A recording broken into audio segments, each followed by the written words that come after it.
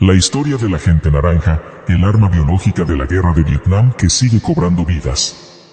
45 millones de litros fueron rociados sobre Vietnam como arma biológica durante la guerra.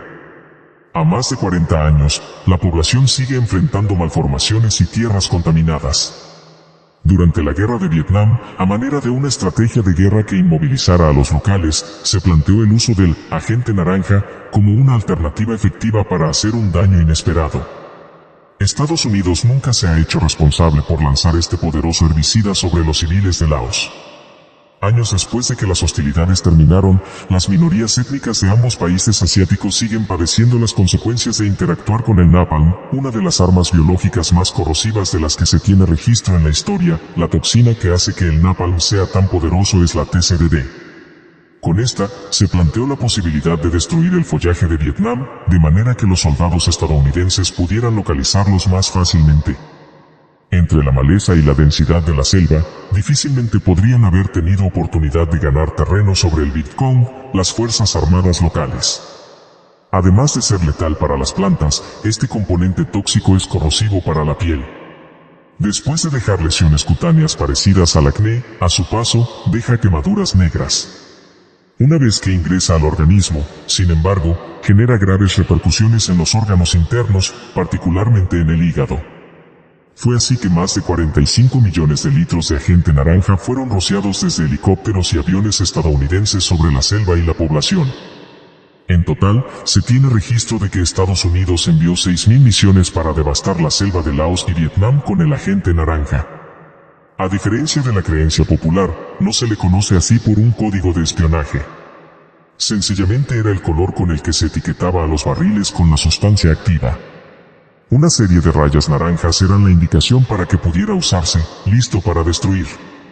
Las heridas siguen a flor de piel sobre las víctimas. La guerra de Vietnam tuvo lugar entre 1965 y 1975. Durante esa década, las hostilidades de Estados Unidos frente a las fuerzas del Vietcong poco pudieron hacer para vencer las estrategias bélicas de los locales. A pesar de que los soldados estadounidenses no lograron ganar el conflicto armado, lo cierto es que el agente naranja sigue cobrando víctimas, a casi 50 años de terminadas las hostilidades. Más allá de las personas que murieron entre esa década trágica para Asia, el problema de las armas biológicas es que se perpetúan en los organismos de los sobrevivientes. La guerra termina en el exterior, pero permanece por generaciones en los cuerpos de las personas.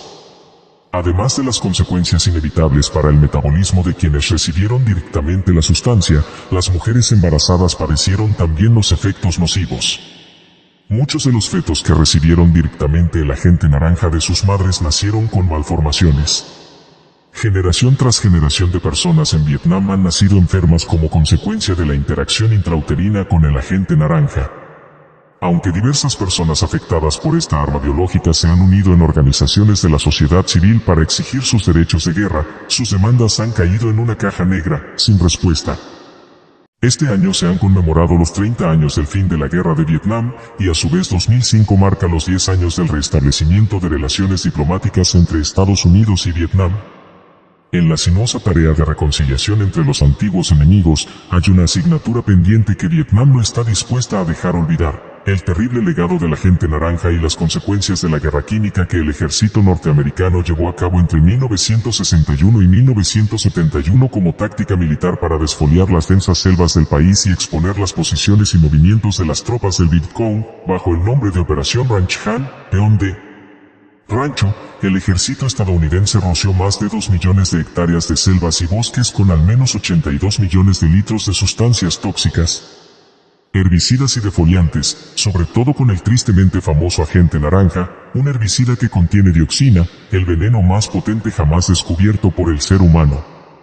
Sus efectos fueron y siguen siendo devastadores. Al menos 90 millones de metros cúbicos de madera selvática fueron destruidos, la mitad de todos los manglares del país arrasados, contaminó ríos y manantiales permitiendo que los tóxicos entrasen en la cadena de alimentación humana y animal, así como un cúmulo de consecuencias secundarias sobre la fauna, la flora que todavía están por determinar. Sobre la población, el impacto ha sido sobrecogedor, según un estudio llevado a cabo por Jim Myers-Tellman en 2003 de la Universidad de Columbia, 3.851 aldeas vietnamitas fueron rociadas con estas sustancias tóxicas exponiendo directamente a sus efectos a más de 2 millones de personas, sin contar aquellas afectadas indirectamente por la contaminación de aguas, alimentos y plantas. Fuentes vietnamitas cifran en al menos 3 millones las personas afectadas por el agente naranja dioxina. Esta cifra no incluye a los miles de militares norteamericanos, coreanos y de otras nacionalidades que participaron en la contienda y que también han sufrido los efectos y secuelas del agente naranja. Irónicamente, los estudios epidemiológicos y científicos sobre sus efectos no se han llevado a cabo en Vietnam, donde todavía no tienen la tecnología para llevarlos a cabo, sino en Estados Unidos. El Instituto de Medicina de la Academia Nacional de las Ciencias, National Academy of Sciences NAS, viene recogiendo desde 1994 una extensa lista de enfermedades relacionadas con el agente naranja y en base a la cual los veteranos de guerra estadounidenses pueden acogerse a compensaciones económicas y de servicios médicos y sociales. La lista de enfermedades es dantesca: cloracné, leucemia, sarcoma, enfermedades neurológicas periféricas, enfermedad de Hodgkin, mieloma múltiple, neoplasia de las vías respiratorias, cáncer de próstata, laringe, tráquea y pulmón, espina bífida, diabetes, cáncer de la médula ósea, además de las enfermedades múltiples de sus descendientes que en el caso de los afectados en Vietnam se han monitorizado hasta la tercera y cuarta generación y presentan diagnósticos como espina bífida y un largo etcétera de deformaciones congénitas. Pasada la guerra, miles de veteranos estadounidenses empezaron a sufrir síntomas de las enfermedades arriba mencionadas y que ellos relacionaron con su exposición al agente naranja.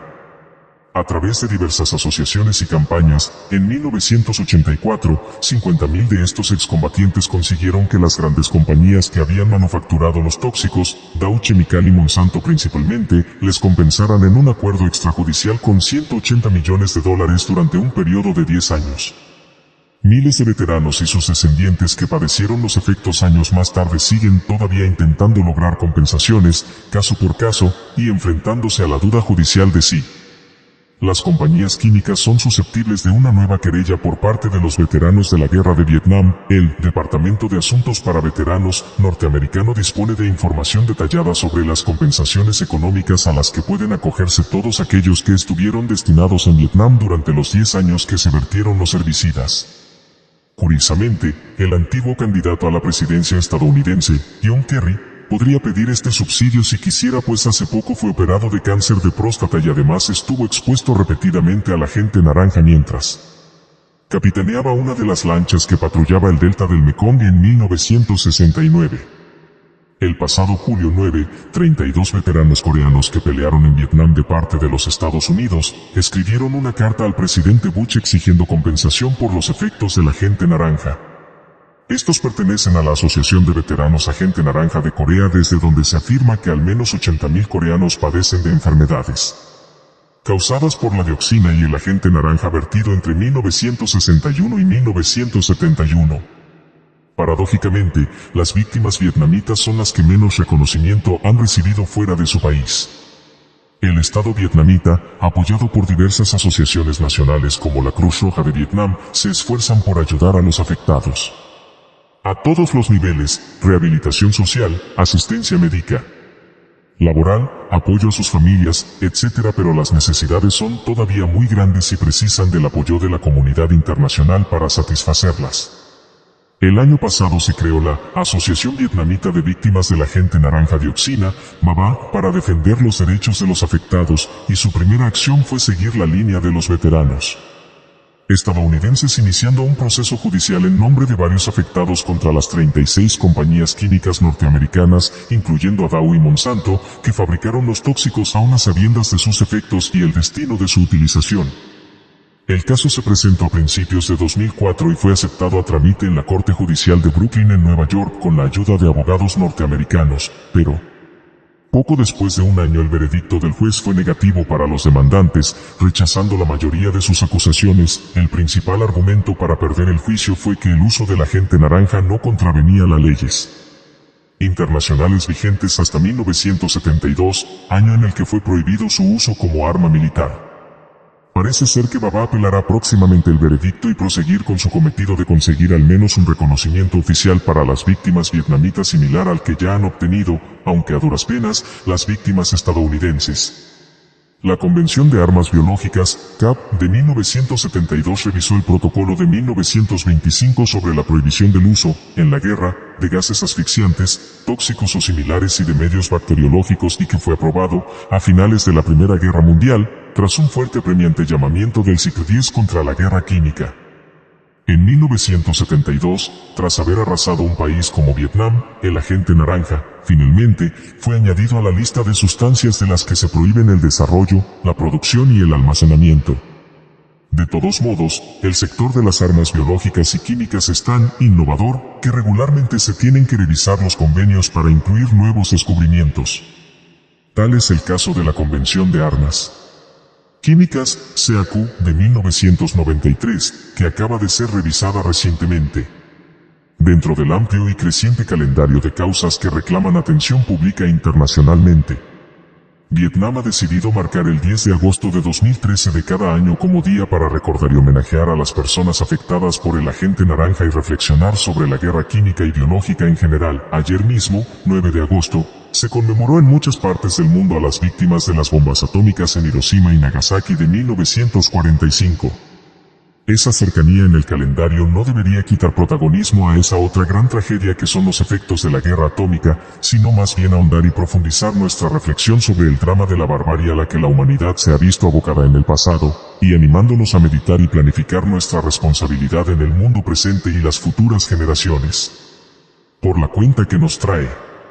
Se dice que todavía lo están rociando, ¿qué crees tú?